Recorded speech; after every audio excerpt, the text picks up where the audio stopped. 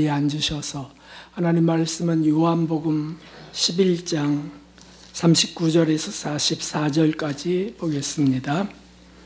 요한복음 11장 39절에서 44절.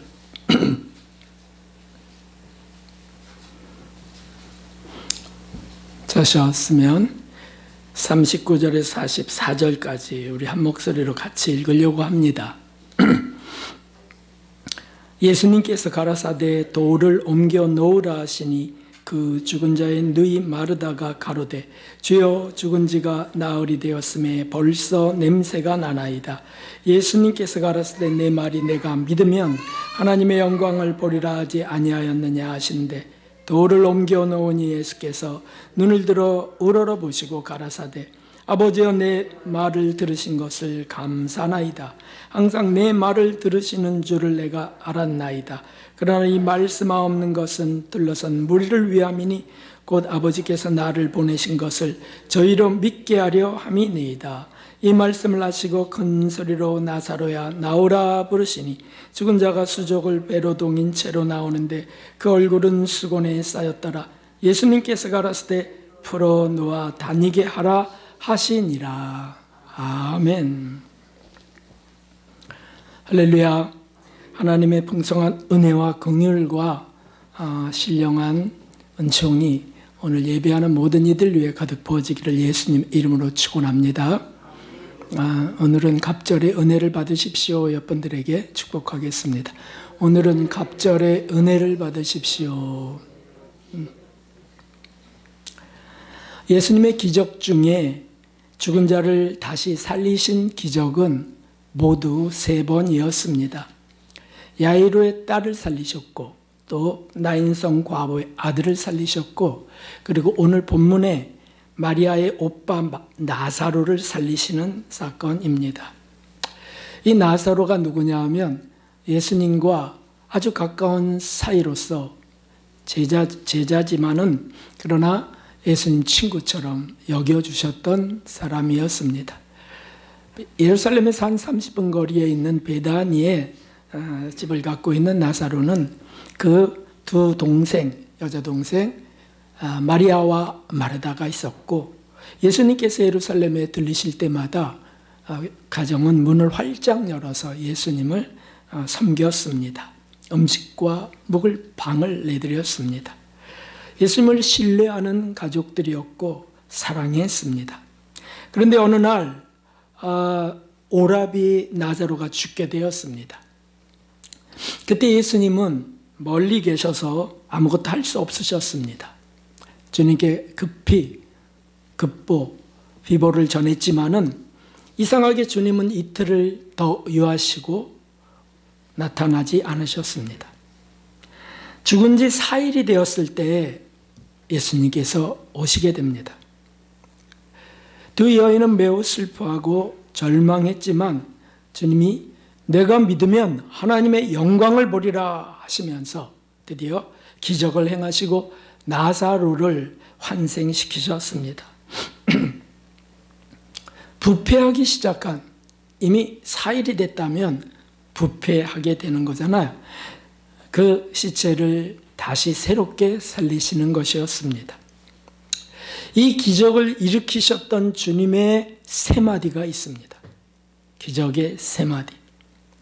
그것을 우리가 깊이 묵상하면서 우리 자신이나 또는 우리 가족이나 또는 우리 가까운 이들의 죽음 앞에서 영적 죽음 앞에서 소망도 없고 깜깜한 무덤 속 같은 고통과 불행 속에 있을 때에 꼭 일어나야 될 기적의 3마디를 우리가 가지려고 합니다. 먼저는 하신 말씀이 돌을 옮겨 놓으라 입니다. 돌을 옮겨 놓으라. 이 말씀의 뜻은 죽음 앞에 놓인 돌을 치우라는 뜻이잖아요. 죽음은 육체의 죽음도 있지만 영혼의 죽음도, 영적 죽음도 있습니다. 그래서 예수님께서 사대교회 사자에게 네가 살았다 하는 이름은 가졌으나 죽은 자로다 라고 말씀하셨어요. 영적 죽음이 있다는 뜻이죠. 타인이든 자신이든 내가 죽음에 빠졌을 때 그 앞에 닿고 있는 돌을 치우라고 하십니다. 이것은 장애물이고 소망 없는 절망입니다. 그동안 애를 썼어도 결국은 아무 성과 없이 죽어버린, 패배한, 포기되어 버린 죽음이에요. 그 앞에 있는 돌을 치우라고 하는 거예요. 굳게 닫아버렸습니다. 다시 보고 싶지도 않고. 그런데 치우라고 하는 겁니다. 절망의 돌을 치우라고 하십니다. 이미 시체가 썩어서 냄새가 난다고 만류하자 주님이 단호하게 말씀하셨어요. 내 말이 내가 믿으면 하나님의 영광을 보리라 하지 아니하였느냐. 치우라. 이 돌의 의미가 무엇일까요? 돌은 바로 이것입니다. 부끄러움을 가리는 돌입니다. 나의 부끄러움을 가리는 돌이에요. 나의 죽음, 영적 죽음을 그냥 덮는 돌이에요. 덮는 돌. 나에게 더 이상 소망이 없어. 냄새나는 죄를 가리는 돌입니다. 대부분의 죄는 드러나지 않기를 원하는 거잖아요. 그래서 그걸 가리는 돌이 딱 막혀 있습니다. 막고 있습니다. 그리고 지금 썩어가는 것을 가리려는 돌입니다. 썩어간다면 살려 발버둥쳐야 되거늘 이제 다 끝났으니까 낙심, 절망 가운데 있으니까 아예 닫아버리는 돌이 많이 있습니다. 기도가 실패할 때 그때 그냥 그래 나 같은 건 뭐 가리고 잊으려고 합니다. 낙심의 마음이나 실패, 아픔이나 이런 것들 더 이상 생각하고 싶지 않아요. 나는 내가 저지른 그것을 더 이상 이제 왈가왈부하지 싫고 드러내고 싶지도 않아요. 그냥 돌로 막아놓을 거예요. 그래서 그때 사용하는 단어가 있죠. 그것이 뭐냐면 여기까지입니다. 여기까지. 제 역할은 여기까지인가 봐요. 제 사명은 여기까지인 거 봐요. 저는 이제 그만이에요. 이런 좌절의 선언이 있는 거죠. 그게 돌을 덮고 있는 겁니다. 주님은 바로 그 돌을 치우라고 하십니다. 여러분, 우리에게 숨기고 싶은 것이 있다면 그것이 무엇이겠습니까? 저지른 나쁜 죄가 있습니다. 아무도 모르게 나만 알고 있는 저지른 죄가 있어요. 나만 알고 있는 악한 습관이 있습니다. 또 내가 뭔가 열심을 내보려 했지만 나는 아무 능력이 없다. 무능함이 있습니다. 무능함. 이거 떠올리기 싫어요. 그리고 너무 미안해서 면목 없어서 이것들이 다 가려지길 원하는 거죠. 마치 다윗의 간음죄와 밧세바를 범한 간음죄와 그 남편을 살인 교사에서 죽이게 한 죄처럼 그게 밝혀지지 않기를 바랬어요. 베드로의 배교처럼 3번 예수님을 부인한 베드로 얼마나 비참합니까? 자기는 완전한 실패자예요. 그래서 도망가 버리고 말잖아요. 바로 그 돌을 치우라고 하십니다. 그래야 사니까. 안 그러면 숨긴 채로 썩어 죽어갈 뿐입니다. 그냥 있으면 어떻게 되겠습니까? 그게 비극이고 불행이죠. 그래서 영원히 가려진 것이 지옥 아닙니까? 그러나 그렇다고 그게 끝이 나는 겁니까? 고통이 계속되고 불행이 이어질 뿐입니다. 우리 예수님이 우리를 살리려고 죽으셨지 우리를 죽이려고 죽지 않으셨어요. 그런데 우리는 그냥 죽으려고 하는 겁니다. 죽은 채로 덮으려고 하는 겁니다. 여기에 체면이 있고 위신이 있고 그런 거잖아요. 아닙니다. 그것은 절망이고 지옥입니다. 주님 말씀대로 돌을 옮겨 놓아야 합니다. 돌을 옮겨 놓아야 돼요. 일단 마음의 문을 열어야 돼요. 그 문을 열면 수치심이 드러날 것이고 죄책감이 밝혀질 것이고 체면도 명예도 다 드러날 것이에요. 그래도 치우는 거. 그래야 기적이 옵니다. 그래야 사는 겁니다. 말씀하시기를 내 말이 내가 믿으면 하나님의 영광을 보리라 하지 아니하였느냐. 이것이 중요합니다. 냄새가 난다고요. 치우라. 주님의 기적은 모두 이 돌을 옮길 때 일어났습니다. 부끄러운 죄, 수치스러운 죄, 절대 밝혀서는 안 될 프라이버시. 그런데 주님 앞으로 맡겼던 돌이 치워질 때 놀랍게 치료의 광선이 비춰졌던 거예요. 베드로가 어떻게 회복되었습니까? 3번 배반한 베드로, 어떤 제자도 하지 못했던 그 배교. 그런데 예수님이 호숫가에 나타나셔서 그물을 던져보아라 그러면서 자신임을 나타내셨을 때 베드로는 예수님 앞으로 달려갔던 것이죠. 거기에 놀라운 치료가 있고 그리고 회복이 있고 다시 새 사명이 주어졌던 거예요. 내 양을 먹이라 라고 말이죠. 우리 첫 번째 주의 음성을 들으면서 해야 될 일이 돌을 치우라고 하는 사실이죠. 돌을 치우라. 예수님 앞에 우리가 숨길 것이 무엇이겠습니까? 두 번째는 나사로야 나오라 라는 말씀이었어요. 돌이 치워지자 주님은 큰 소리로 명하십니다. 나사로야 나오라. 그 말인즉슨 거기 있지 말고 나오라.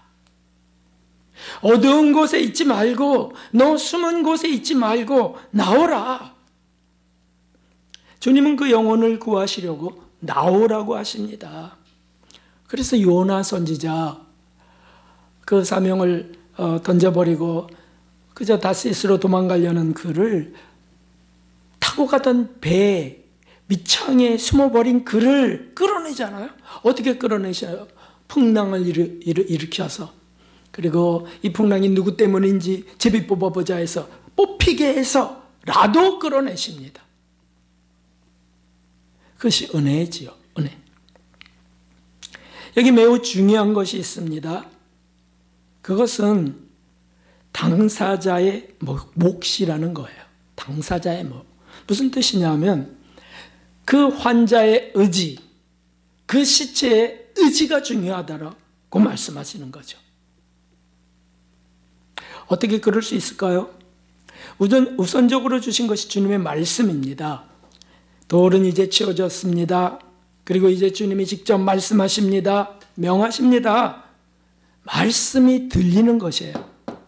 말씀이. 나사로야 이름을 부르면서 나오라고 하시는 거죠. 그 말씀에 반응하는 자들, 그들이 사는 겁니다. 말씀에 자기의 의지가 바래서 그 말씀에 주체이신 주님께 나아가는 자들이 사는 겁니다. 기적을 맛보게 되는 겁니다. 일단 돌을 치운 후 들려오는 주님의 말씀은 살리는 생명의 말씀이기 때문입니다. 시체가 무슨 힘이 있겠습니까? 사흘 동안 누워 있었던 시체. 그리고 지금 기분도 돌은 치워졌지만 빛이 있는 곳에 나가고 싶지 않아요.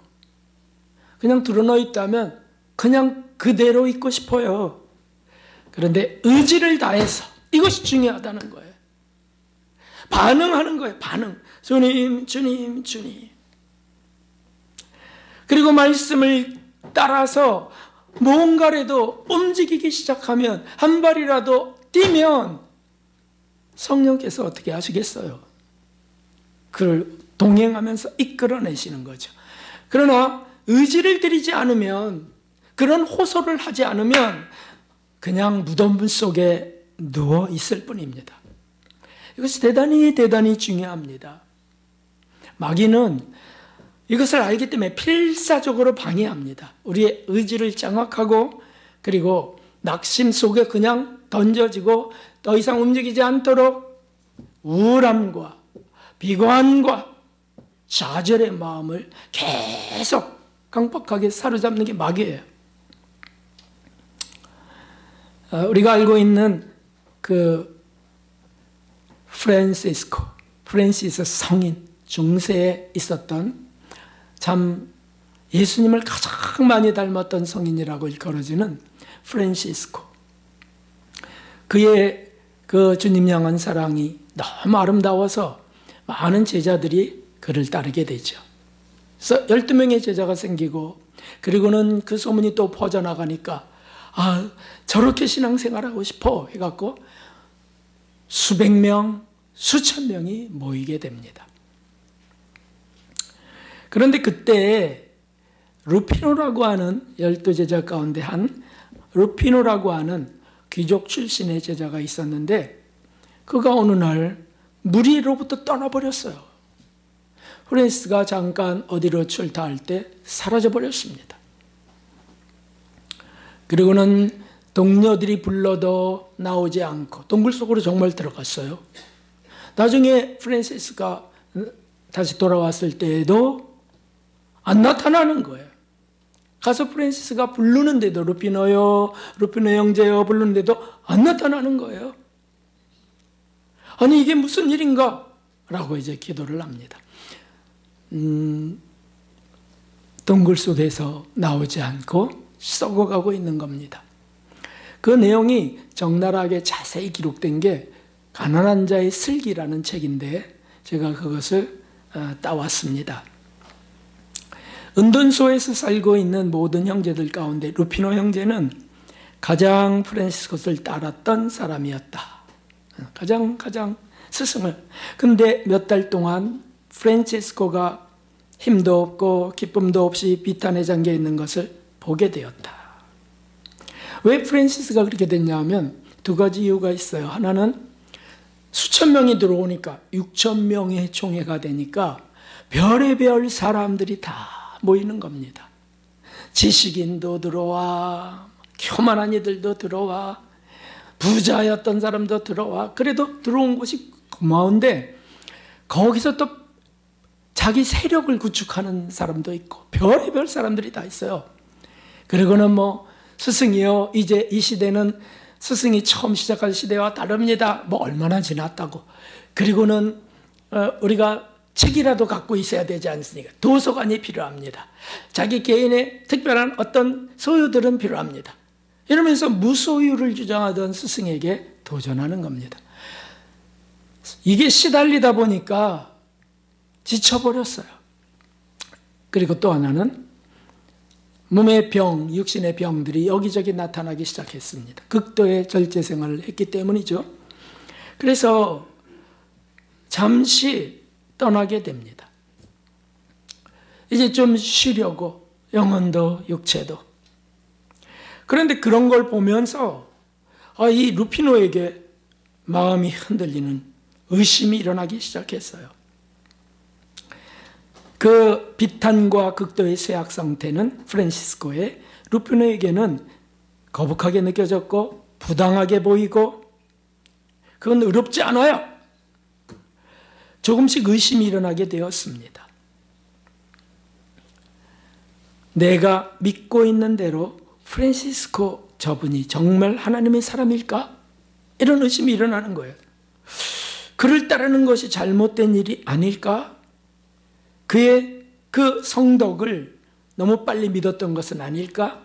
이런 경우에 그에게 도전하기 위해 참된 성인이 할 수 있는 것을 보여줄 수 있는 자는 혹시 나 자신이 아닐까? 누구를 따르는 게 아니고 그저 예수님만 믿고 하는 나 자신이 아닐까? 그렇게 발전하자 마귀가 빛의 옷을 두르고 다가옵니다. 뭐 이미 마귀가 던져준 미끼를 물기 시작한 거예요. 의심과 부정한 마음 이런 것들. 그러고는 마귀가 나타나서 귀에다 속삭입니다. 루피노 형제, 그 프란시스코는 무엇을 할 수 있는 자가 아니야. 그는 개혁자인 체하는 사람일 뿐이야. 어리석지. 그는 많은 사람을 속였고 자신도 속이고 있어. 위선자야. 보아라, 지금 그는 어떻게 되었는가? 활기도 없고 의지도 없고 불쌍하기 짝이 없는 나약한 자가 아니냐? 그래서 지금 신음하 모여 슬프게 탄식하고 있는 거야. 그것은 그의 교만이 큰 상처를 입었기 때문이야. 그는 교만한 자였거든. 이제 잘못을 깨닫고 있을 뿐이야. 그러니 나를 믿어라. 나가 누구냐 하면 마귀인데 나 마귀야 이러고 나타나지 않죠. 나를 믿어라. 내가 하나님의 성령이고 하나님의 아들이다. 나는 미리 선택되고 간섭된 사람들을 알고 있다. 프란시스는 지옥에 떨어질 사람이고 누구든지 그를 따르는 자는 속는 자다. 아직도 시간이 있으니 정신을 차려라. 그리고 그 개혁자는 자기 멸망의 길로 가도록 버려두어라. 그의 이야기는 듣지도 말고 내가 지금 너에게 말한 것도 그에게 말하지 말라. 마귀가 하는 일에 아주 특징적인 게 있는데 영적인 맥이 쭉 이어져 있어요. 스승과 제자 이렇게.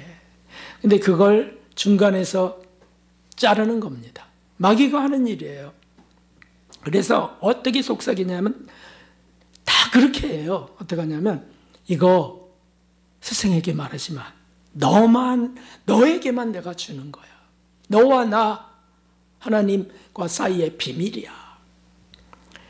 그리고 그가 특히 너를 유혹할 때 이 말 저 말로 너를 어떻게 해보려고 할 때 아무것도 대꾸하지도 말고 질문하지도 말라. 차단시키는 게 마귀의 차단시키는 게. 그러나 단순하고 대담하게 앞으로 나아가라. 내가 너에게 보여줄 완덕의 길은 영혼을 위한 약속이니 완덕으로 향한 너의 길을 따르라. 너는 특별히 선택된 자니라. 그리고 내가 묵상하는 옛 은수자의 생활을 너에게 보여주겠다. 이것은 확실한 길이고 이미 인정된 축복의 길이야. 그러니 옛날 은수자들을 본받을 것이지. 은수자라는 것은 그 사막이나 동굴로가 수도했던 사람들 초창기에 그걸 본받을 것이지 복음이라는 구실로 모든 것을 개혁하기 원하는 그런 사람들과는 상종하지 말라. 사실 프란시스는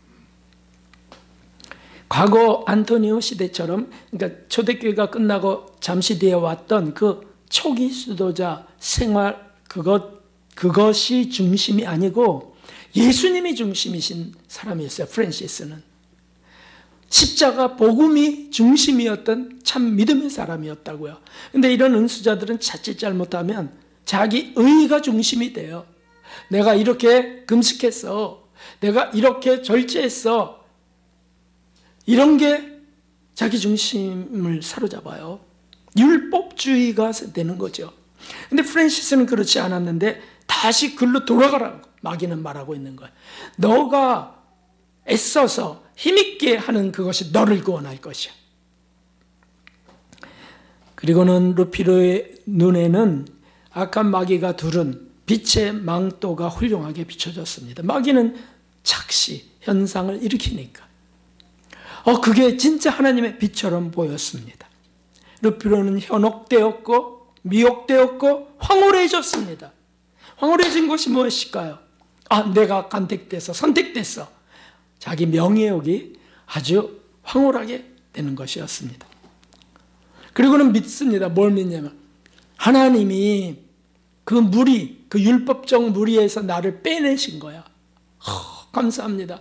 저를 특별 대우하십니다. 황홀해졌습니다. 그리고 하나님 자신에게만 특별한 신비스러운 목소리로 말씀해 주셨다고 믿었습니다. 그래서 루피노는 나타나지 않는 겁니다.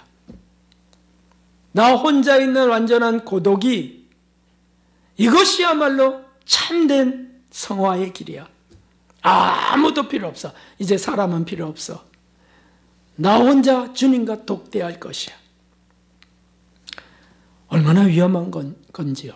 얼마나 위험한 건지요. 특별히 프란시스코 스승을 만나는 것을 절대 피하게 되었습니다. 그러니 마귀가 하는 일이죠.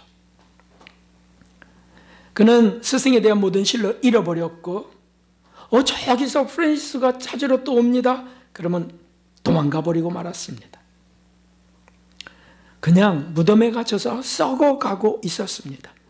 그런데 이 사부 프란시스는 너무너무 그가 불쌍하니까, 그가 지금 위험 속에 있다는 걸 아니까, 그래서 열심히 기도하면서도 자신도 찾아가고 기별을 알리고 형제들도 보내고 또 기도하고 그렇게 했는데도 안 나오는 거예요. 무덤 속에서 안 나오는 거예요. 결국 마지막에 성찬식을 공고합니다. 성찬식. 형제요, 그렇게 홀로 있는다 해도 주님의 살과 피는 먹고 마셔야 되지 않겠습니까? 성찬식이 있는데 거기에만 참여하시오 라고 공고해요. 그러자 못 이기는 체하고, 스승이 그렇게 호소하자, 동굴 밖에서 호소하자 못 이기는 체하고, 그리고는 걸어 나오게 됩니다. 여러분, 시체가 지금 걸어 나오고 있는 겁니다. 그래도 그를 버리지 않으신 거예요. 그런 권고, 그 사랑의 그 권면 증거 속에 결국에 성찬식이라고 하니까 주님의 살과 피, 그래, 그것까지 필요 없다 그러면 그건 정말 마귀가 집을 지은 사람이 맞죠. 그런데 알겠다고 하고 그거는 참석하겠다고 나오는 거예요. 스승은 너무 감격스러워서 주님의 은혜가 너무 커서 눈물이 흐르고 루피노를 데리고 가게 됩니다. 엘리 제사장이라고 구약시대 나오는 거 기억하시죠? 엘리 제사장. 엘리 제사장의 두 아들도 있었어요. 홈리와 비나스라고 하는 두 아들도 있었어요. 그런데 그 엘리 제사장 그 아들들은 하나님이 경고하시는 소리를 들어요.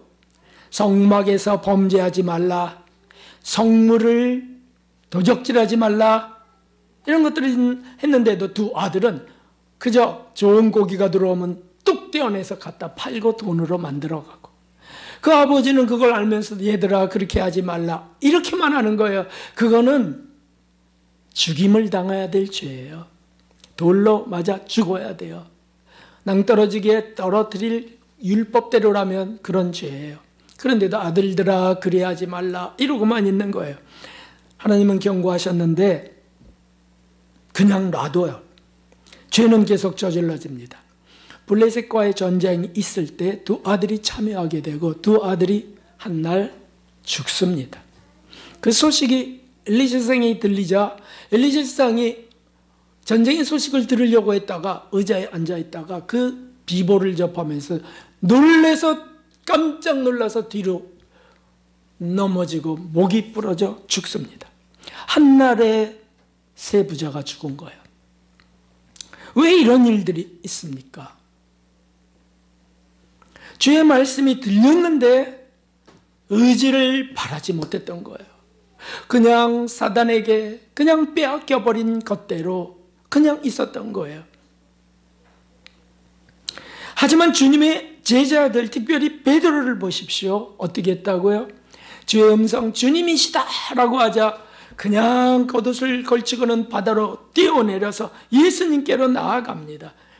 거기 너무 부끄럽고 창피하고 난 3번이나 예수님을 부인한 자인데라고 하는 창피함이 있었지만 의지를 들여서 나아가는 거예요. 예수님, 예수님, 예수님.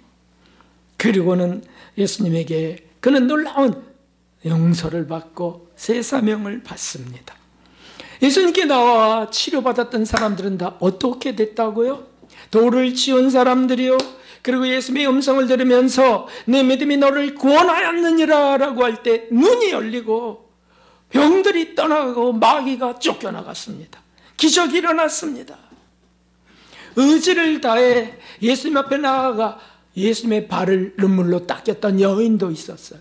의지를 다해서. 이것이 중요하다는 것이에요. 주님, 제 상황은 지금 아무것도 못할 상황이 아시지요? 라고 앉아만 있으면 썩어가는 무덤 속일 뿐입니다. 아닙니다. 주님, 저를 붙들어 힘을 주십시오 라고 발을 떼는 것이죠. 그럴 때 주님은 놀라운 기적을 일으키세요.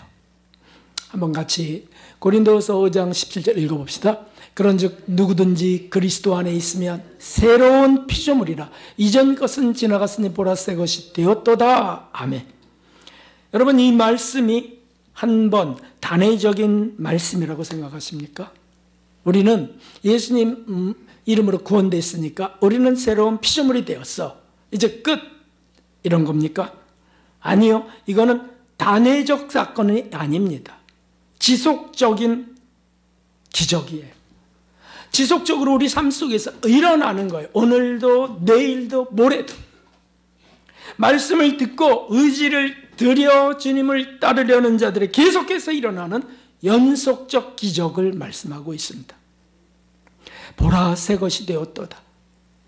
내일도 보라 새 것이 되었도다. 아멘이죠. 아멘이죠. 한 계단 두 계단 올라가는 거예요. 올라가는 거. 단회적 사건이라고 믿는 그리스도인들이 많아요. 교회에. 나는 구원됐다. 그리고는 끝이에요. 성화는 생각에도 없어요.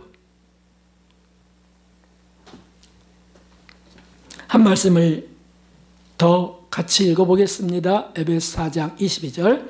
너희는 유혹의 욕심을 따라 썩어져가는 구습을 쫓는 옛사람을 벗어버리고 오직 심령으로 새롭게 되어 하나님을 따라 의와 진리의 거룩함으로 지으심 받은 새 사람을 입으라. 아멘. 여기 중심이 무엇입니까? 구습을 쫓는, 옛 습관을 쫓는, 썩어져가는 그 무덤 속에서 나와서 그 구습을 쫓는 거, 옛사람을 벗어버리고 주님이 그냥 확 벗겨버리면 되는데 뭐로 벗어버리고라고 했습니까? 우리 의지를 주님께 드려서 나는 저 악한 습관이 좋은데요 주님, 그러나 회개하면서 제 말씀이 들리니까 회개하면서 다시는 안 하겠습니다. 그러고는 새롭게 되어서 의와 진리의 거룩함으로 지으심 받은 새 사람을, 여기서부터는 주님이 하시는 거예요. 주님이 치료하시는 거예요. 그러면 얼마나 놀라운 일이 일어나겠습니까? 우리가 죄를 고백할 때 무거운 돌을 치우는 것이고요, 주님의 말씀을 쫓아 나갈 때 기적의 새 사람이 되는 것입니다. 이것은 거듭해서 계속적으로 나타나는 은혜입니다. 은혜. 중요한 것은 그 말씀을 들을 때 큰 소리에 반응하며 나아가는 겁니다. 주님이 큰 소리로 나사로야 나오라 라고 하셨어요. 그때 가만히 있는 사람은 아무 일도 안 일어납니다. 그냥 시체일 뿐입니다. 주님의 말씀을 안 들으려 하는 자는 기적을 기대할 수 없습니다. 돌 때문이라면 먼저 돌을 치우고 그리고 주님 말씀대로 나아가는 겁니다. 기적은 바로 그곳에 있습니다. 마지막으로는 풀어놓아 다니게 하라 하는 말씀을 하십니다. 이 마지막 말씀은 다시 살아난 그를 위해서 주변에서 해야 될 일에 대한 말씀이에요. 그를 둘둘 묶었던, 시체를 묶었던 배를 풀어놓으라 라고 하십니다. 참 중요한 말씀입니다. 이것은 과거의 인식, 그 죄인, 그 죽은 시체의 주변, 가족, 교인이 가졌던 과거의 인식이 있어요. 인식. 저 죄인이야. 저런 악습이 있었어. 그래서 저렇게 됐어. 이런 인식, 그런 선입견으로 여전히 그를 보려고 하는 거예요. 그걸 풀어놓으라. 냄새가 나는데요. 풀어놓으라. 저 시체, 저 죄인, 저 인간 아니고 주님의 기적으로 인해서 새롭게 된 영혼, 그러면 따뜻하게 맞으라. 그를 위로하고 그를 괴롭게 했던 것들을 풀어놓아 다니도록 도우라. 다 그렇게 할 것이라고 생각합니다. 그런데 현실이 그렇지 않아요. 어떤 교역자가 어떤 자매가 과거의 죄를 뉘우치고 돌이키려고 하는데, 과거의 죄를 뉘우치고 부끄러운 마음을 고백하고 이제 새롭게 되려고 하는데, 어떤 교역자가 그 자매를 향해서 이렇게 말합니다. 너는 더러운 아이야. 그러니 여기 있지 마. 여기서 나가. 과거의 죄를 생각나게 하면서 지적하면서 넌 더러운 애야. 너는 불결하고 더럽다고. 어떻게 그런 죄를 저지를 수 있어? 난 너하고 말도 하기 싫어. 교육자가 그 자매에게 그렇게 말해서 그는 얼마나 절망적이 되는지 아주 녹슨 못을 심장에 박는 겁니다. 물론 그 자매의 그 죄는 썩는 냄새가 맞아요. 썩어가는 냄새. 더러운 죄예요. 그런데 예수님이 그 냄새를 맡으셨어요. 예수님도 맡으셨어요. 그리고 그를 치유하셨어요. 문둥병자의 문드러져가는 피고로 나오는 그 얼굴에 손을 얹어서 문지르며 낫게 하셨어요. 음란했던 그 여인 죄인의 손에 자신의 순결한 발도 내맡기시고요. 씻게 하셨어요. 오히려 옆에 있는 자들이 역겨워하는 거예요. 어우, 저런 죄인. 저거 선지자라면 저거 얼마나 더러운 죄인인지 알았을 텐데. 역겨워합니다. 부모도 역겨워하기도 합니다. 교육자가 역겨워하기도 합니다. 너 그런 죄를 저질렀잖아. 그때 예수님이 말씀하신 게 있어요. 시몬아, 내가 네게 이를 말이 있다. 선생님 말씀하셔서 어떤 빚진 자 둘이 있었는데 하나는 50데나리온을 빚졌고 하나는 100데나리온을 빚졌다. 근데 그들이 갚을 수 있는 방법이 없어서 그 자가 둘 다 탕감해 주었다. 다 빚을 청산해 주었다. 그렇다면 누가 그것에 더 감사하겠느냐? 누가 그 빚을 탕감한 자를 더 사랑하겠느냐? 그러자 시몬이 얘기합니다. 그것은 많이 그 빚을 제해 준 사람일 거예요. 50보다는 100데나리온을 청산해 준 그 사람이 그렇게 할 겁니다. 맞다. 시몬아, 너는 내가 너의 집에 들어올 때 발 씻을 물도 주지 않았다. 그리고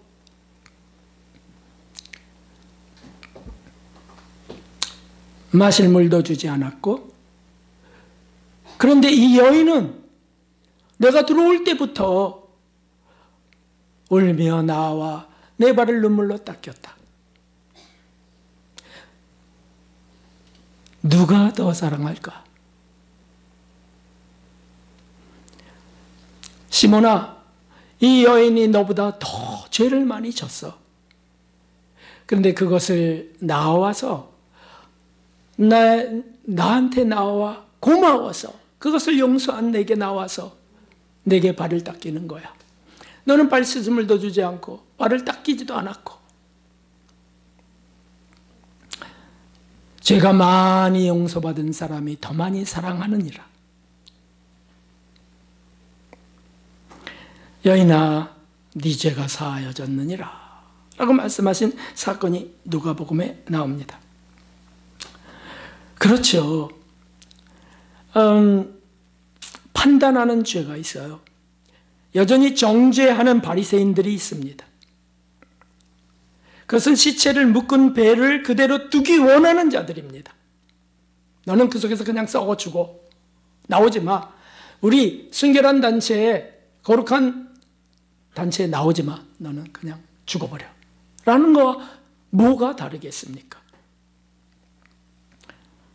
판단하고 그런 편견을 갖고 정죄하고 사실 냄새 나니까요. 그런데 자기도 그런 냄새를 풍기는 것은 보지 못하는 자들입니다. 그게 바리새인들이에요. 자기 의로움, 교만함, 정죄, 판단하는 거 그걸 다 풀어놓아야 되는데 그 첫째 아들이 둘째 아들이 아비의 재산을 갖고 나가서 탕진하고 돌아왔을 때 첫째 아들이 둘째 아들을 그렇게 비난했잖아요. 저놈을 위하여 잔치를 벌이다니요. 아버지는 뭐 내가 친구들하고 먹을 거 한 마리라도 주신 적 있냐고. 그런 사람들이 많이 있습니다. 여러분 혹시 우리 주변에 시체가 되어서 병들어서 또는 상실해서 좌절해서 무덤 속에 들어있다면 어떻게 할 겁니까? 당연히 기도해야 되겠죠. 그러나 돌을 치워야 돼. 돌을 치워야 돼. 그가 말씀을 듣게 노력해야 됩니다. 어떻게 하든지 말씀을 마귀는 절대 듣지 못하게 하는 겁니다. 듣게 노력하고 그리고는 드디어 나오라 해서 정말 의지를 발해서 나오려고 할 때 쌀쌀마른 표정으로 보고 그를 또 아유 저 더러웠던 저 인간 이런 것이 조금이라도 나는 저런 게 싫다니까 라고 바리새인처럼 시몬처럼 해서는 안 되는 것이죠. 우리는 종종 죄에 묶입니다. 과거의 죄에 묶입니다. 자신도 묻고 남도 묻습니다. 주님 사랑을 불신하는 꼴이에요. 그런 의로운 자들에게 주님이 하신 말씀이 있습니다. 긍의를 행하지 아니하는 자에게는 긍의 없는 심판이 있으리라. 긍의로운 심판을 이기고 자랑하느니라 하는 말씀을 하세요. 내 속에 자비의 마음이 있는지 불쌍히 여기는 마음이 있는지 이게 더 중요한데 사람들은 자기가 어렵다고 생각하면서 나는 저런 더러운 자와는 만날 수 없어라고 하는 것들이 있습니다. 오늘 말씀을 꼭 기억하고 우리 적용해야 되겠습니다. 무덤 속에 내가 있다면 우리가 주의 음성을 듣고 나와야 되겠습니다. 이렇게 되는 걸 기억하십시오. 돌을 치우고 나오고 그리고 풀어놓아 다니게 하는 일, 이런 일이 꼭 나에게도 있고 우리 가족에게도 있고 우리 주변에도 있어야 되겠습니다. 주님 음성 듣고 나온다면 풀어놓아서 그를 정말 따뜻하게 베드로를 안았던 예수님처럼 안아야 되겠습니다. 해방되는 은혜가 임하기를 예수 그리스도의 이름으로 축원합니다. 아멘. 395장 우리 찬송 드리고 함께 기도하겠습니다.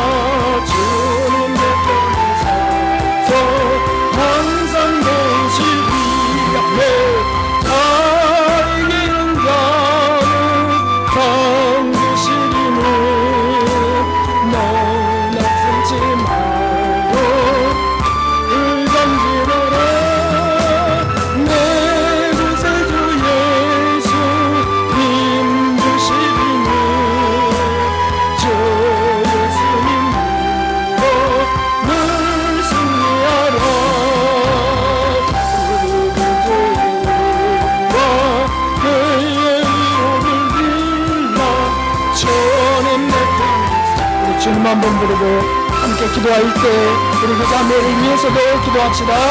주님, 하나님 아버지, 우리에게 주님이여 우리에게 주님이여 참으로 주님이여 하나님의 하나님의 자신의 모습도 참으로 괴로울 때가 있습니다.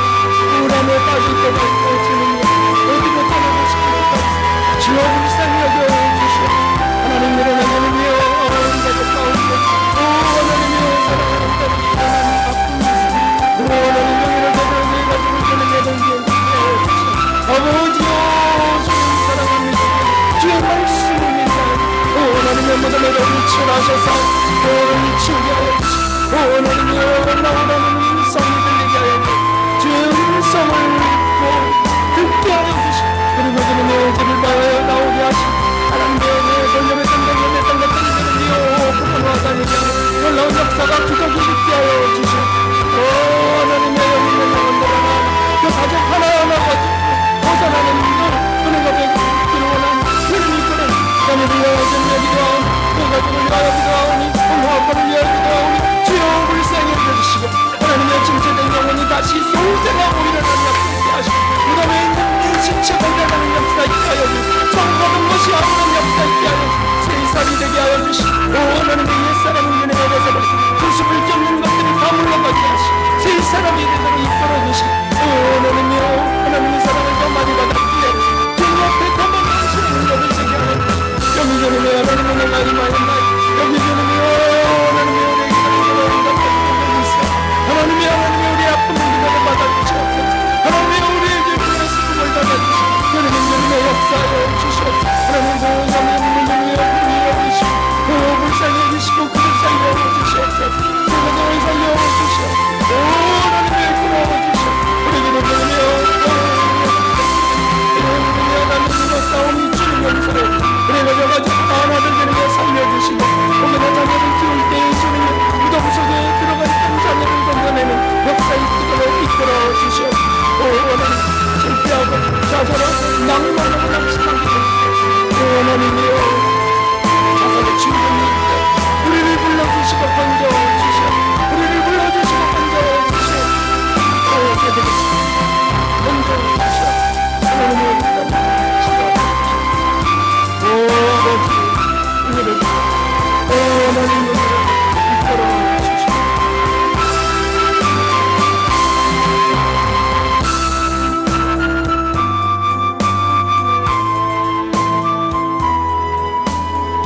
존귀하신 하나님 아버지 오늘 우리에게 말씀으로 양식을 허락하여 주심을 감사합니다.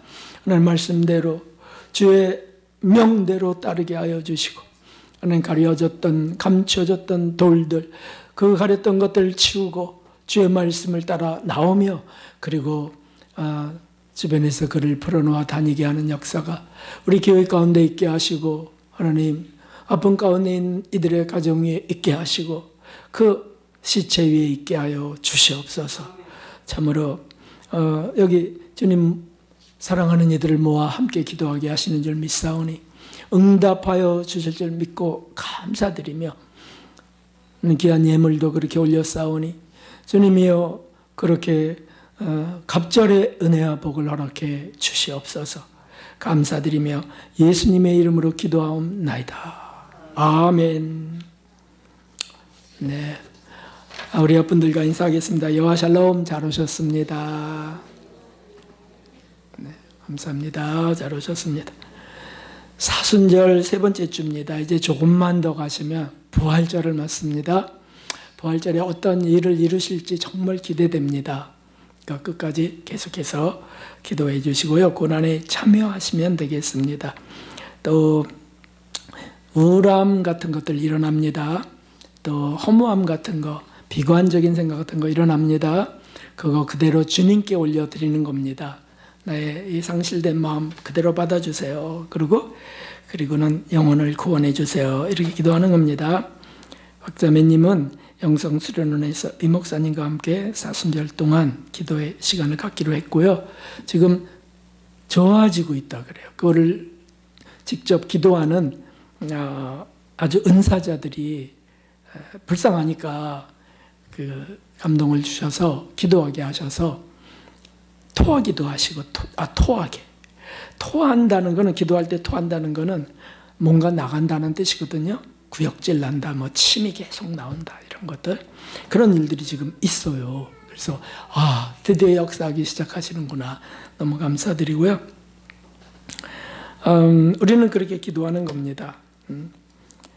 식사 후에는 우리 함께 청소하고 1시 반에 종명현 집사님 이사 신방이 있습니다. 종명현 집사님이 돌을 치우고 집으로 우리가 간다고 하니까 오시라고 해서 거기 주소 써놨습니다. 그래서 그 시간에 30분에 들어갈 것이니까 교회에서는 20분에 출발하면 됩니다. 20분에. 그리고 다음 주에는 재직회가 있습니다. 재직회 준비해 주시기를 바라고요. 오늘 참 이렇게 기도가 필요할 때 또 꼭 보내주십니다. 박 권사님 함께 하셔서 감사드리고요. 또 우리 홍은 자매님 베트남에서부터 부천으로 그리고 오늘 함께하게 하셨으면 너무 감사하고 고맙습니다. 오늘 말씀 몇 프로가 이해됐을까요? 점점 높아지고 있어요. 네, 고맙습니다. 우리 환영의 박수 하겠습니다. 감사합니다. 주보를 참고하시고요. 오늘 부족하지만 김치찌개를 한번 해봤는데요. 되게 어수선하더라고요. 허둥지둥. 집사람이 얘기하더라고요. 이거 이제 쌀을 씻어놨는데 이거 밥솥에다 놓으라고. 왜 밥솥이 어디 있냐고 막 하니까 이거 들고서 이거 어디 있냐 그랬더니 밖에 있어요, 밖에. 그래갖고 밖에다 왜 밥솥을 놓냐 그래갖고 베란다로 나갔어요. 그러고서는 맨 찾아도 없는 거예요. 아니 밥솥이 어디 있냐고요? 밖에 없는데.